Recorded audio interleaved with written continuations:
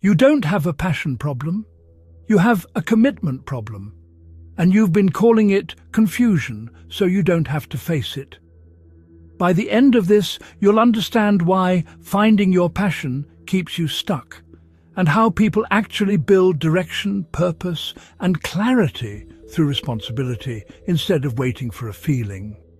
Most people stuck here aren't lacking options. They're overwhelmed by the weight of choosing one, because every option feels permanent. So they stall.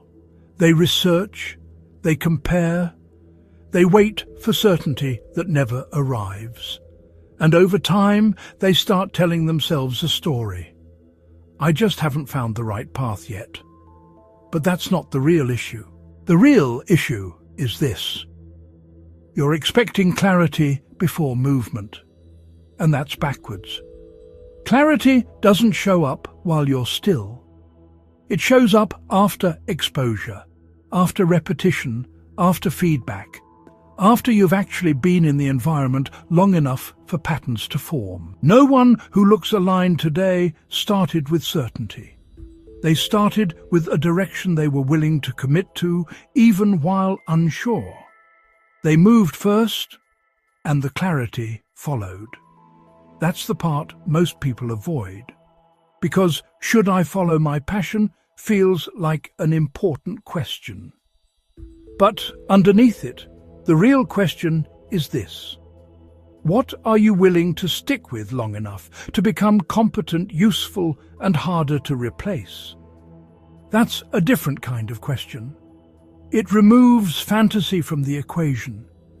Your brain is not designed to hand you purpose on demand. It builds purpose through repeated behavior. Every time you engage with something consistently, your brain strengthens the pathways tied to that activity. Over time, that repetition starts to shape your identity, not the other way around. You don't discover who you are first and then act. You act, and your identity forms around what you repeatedly do. So when people say they're waiting to find their passion, what they're often doing is avoiding the cost of committing to something that might not feel perfect at the start. Because commitment removes optionality, and optionality feels safe, but it also keeps you stuck. Here's the simple reality.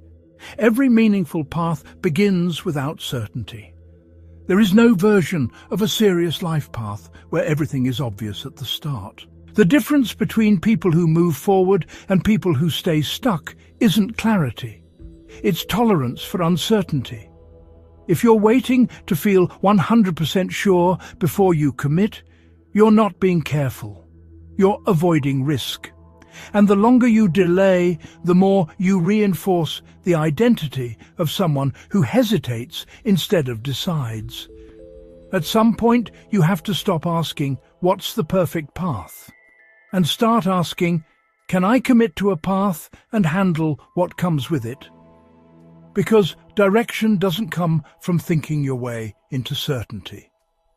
It comes from engaging with reality long enough to gather evidence. Pick something that allows you to start immediately. Something where you can see real feedback from the world. Something that forces you to develop skills that carry over into other areas. Then commit to it long enough to learn from it. Not emotionally, practically. Pay attention to what improves. Pay attention to what challenges you. Pay attention to what actually holds your attention over time, not just in theory. Then adjust based on that evidence. That's how clarity is built in the real world. Not through waiting, through engagement. At some point, you have to stop being the person searching for the right path and become the person who can make a path work. That shift is the turning point, because now the goal is no longer to find something that feels perfect. The goal is to become someone who is capable, consistent, and willing to take responsibility for direction. If you're still hesitating, be honest about why. Is it really confusion? Or is it the discomfort of committing to something that might expose you to failure, effort, and accountability? Those are different things, and most people avoid the second while pretending it's the first. So start here. Choose a direction that you can begin immediately. Commit to it long enough to gather real feedback. Track what you learn from doing, not from thinking.